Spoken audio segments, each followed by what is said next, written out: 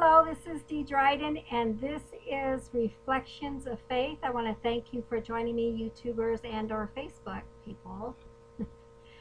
This is part 2 on relationships. I don't know if you watched my first one, but I was in a prayer request with Christ and God about a particular gentleman that was in Massachusetts that had been my friend for quite some time, and he wanted to pray that if his house sold that he would move here, and by the 14th, midnight on the 14th, we had asked God to answer that prayer.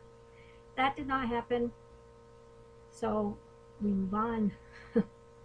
I'm going to talk to you about today about a magazine called Today's Christian Woman. And there's a little article that I found in here that I found rather interesting. So I'm going to share this with you.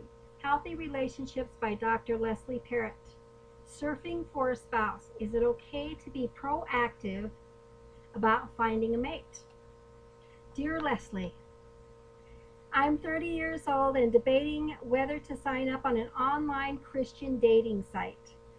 I hear conflicting advice from other believers about going this route, and so have I. Some say that I shouldn't seek a husband. God will provide a mate for me in his own timing. I've heard that one. Others encourage me to seek out eligible men to date. What do you think I should do? So she responds and she says, it's easy to make the mistake of taking, quote, super spiritual, unquote, approach to dating, expecting God to play the cosmetic matchmaker. And while it's crucial that prayer and wisdom guide you, it's equally important to take ownership of the process. I like that. Scripture is full of examples of people being proactive about finding mates.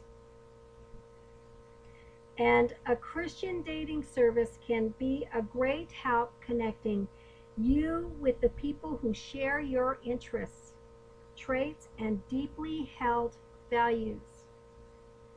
Think of it this way.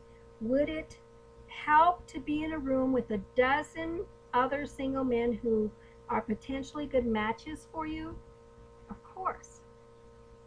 And that's the effective online matching service. That's what an effective online matching service does. I know dozens of happily married people who have found each other in this route. If you choose to go this route, there's 3 things to keep in mind, and I think these are very important. Number 1, don't be tempted to play games by presenting yourself to be different than you are. Be real. That one I pass. Focus on the characteristics you want to find in your date. I've seen too many singles who want so desperately to be dating that they overlook problems in the other person. I have had girlfriends do that. I'm pretty good about picking and weighing the good and the bad and what I can live with and what I can't. But I've seen girlfriends just totally get lost in their emotions, and they just don't even see what the outside person sees. They sometimes fall for the popular myth, I'll change him. You won't, so don't try. And we women, we sometimes think that going into a relationship that we can change them. Or a man will think, oh, I'll just overlook that. We'll change her. Because it works both ways here. Number 3, God reveals his will in a variety of ways. And we have to resist the idea that there's a predictable formula to follow that leads to a spouse. I like that. Not putting God in a box. And I have heard people say, oh, you just sit back and you wait in God's timing, and when you least expect it, I've heard that one, he'll come. When in all my life, when I'm pursuing getting something, whether it be finances, spiritually, physically, emotionally, whatever, I have to go after it. I have to seek and find it. I have to be proactive in it. I have never had things just fall into my lap. Very occasionally have I had that happen. One caution, the desire for love is so deep it easily can become an overwhelming goal. Resist the temptation to become consumed with searching for a mate. This I do agree with, because then it becomes idolism, and you get so caught up in it that you forget about your first love.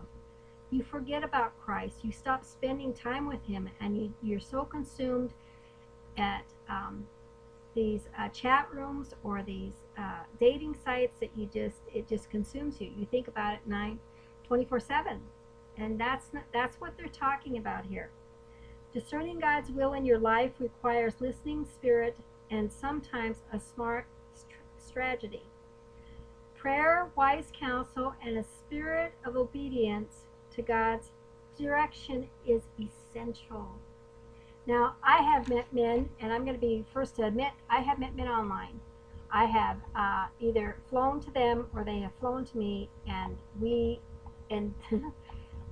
I have my mentor that I always include in my relationships, and I'm honest with her, and I'm honest with her about how things are going. I'm honest with her when I make mistakes. I'm honest with her how I feel about him, both good and bad. I weigh the good and bad. And because her emotions are not involved in it, she can help me discern whether or not this is a good choice. So she's on the outside looking in. As a matter of fact, I read her this article today because she's one of those old-fashioned people that thinks, God's just going to bring somebody. And that is true in some cases. But like this article says, I'm not going to put God in a box. So, it freed me up anyway. But to make it so much so that it becomes an idol and that's all you think about. I want my ideal person we all have a mental list about what we want, and I want somebody that I'm yoked with, spiritually yoked with. Looks is the second, physically, spiritually, emotionally, physically, emotionally, mentally, socially, and financially, to be yoked all the way across. And it does help to be, physically attracted to that person, right? God will match us up on all of those levels. However, spiritually, I like to see my future husband take the lead in spiritual matters like Bible studies, us reading a Bible together, and or finding a book that we both like that we can talk about to get to know each other, and putting God first before all that other thing starts. But usually in relationships nowadays, I'm really surprised to see that a lot of people, including women, that don't have an intimate relationship with the good Lord in their own private lives, that they know that's, I think they think that because you have to have a relationship with Christ, that it takes out all the joy of intimacy with each other. Now there's lines and there's borders and there's things we can't cross, and there's stages to relationship. But I like to see the man take charge of that. I don't like people coming along and playing with my heart and telling me I'm just so beautiful and awesome and wonderful, and then start talking about what color what are you wearing, and get straight to the bed talk. I'm not into that. I don't like that, because you skip getting to know someone, you skip the spiritual part, and I like a man who I am yoked with, who, if I am yoked with him, that he starts our conversations out in prayer, and he ends our conversations out in prayer, whether it's typed out, or whether it's over the phone, or whether it's in person, that he starts our conversations out so it's covered on both ends. And so we stay in a place of self-control over our emotions. Love, joy, peace, patience, kindness, gentleness, faithfulness, and self-control. That's what I'm looking for. I'm looking for somebody who is not so busy in his life that I just represent second thought, where he puts me first. second unto God and above his kids if he has any. Now, I make a good match. I'm just going to do a little plug here because I'm on my own. I have no debt. I live in Montana, and I have no debt whatsoever.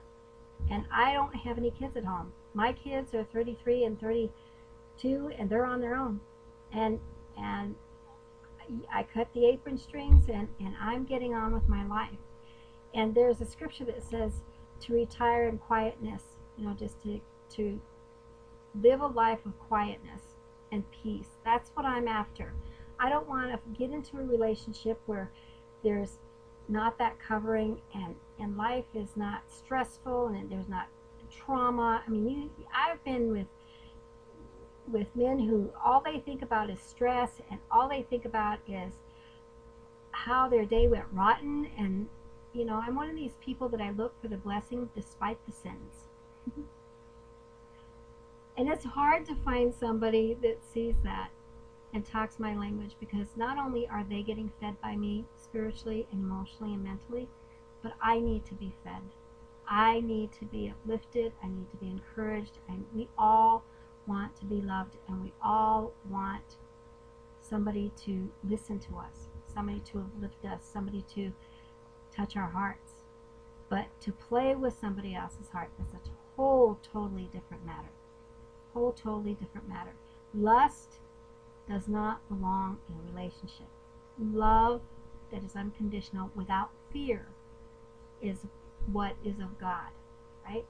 So having did that plug, I want to show you the man that's living with me now. A picture of him that I found the other day. Is that not too cool? Isn't that a beautiful picture of Christ? If you've ever seen the movie Do You Believe, there was an 8-year-old girl that drew a picture that almost looks exactly like this, and a 4-year-old boy in that movie saw this picture and he said, that's him, that came to almost had an supernatural experience encounter with Christ. And this picture is just so amazing. I just love it. I just, when I saw this at a secondhand store, I had to buy it. I just brought it home, and I'll tell you what, you look at, this is what I see Christ as. He is just, you look at those eyes and he's just so amazing. He's got a nice tan too. That is so funny. So that's my man, and he comes first in my life. And if there's a Christian man that doesn't like that, then he's not yoked with me. And if he doesn't see that love that comes through Christ, through us, through him, it's just, to me, it's just never going to work. If it's lust, it's just not going to work. And that's my take on it. Thank you for joining me on Reflections of Faith. Be blessed to be a blessing. Don't forget to subscribe on YouTube and or Facebook. You can click on this and I'll just put this over on Facebook, and tell me what you think in your comments. Thanks.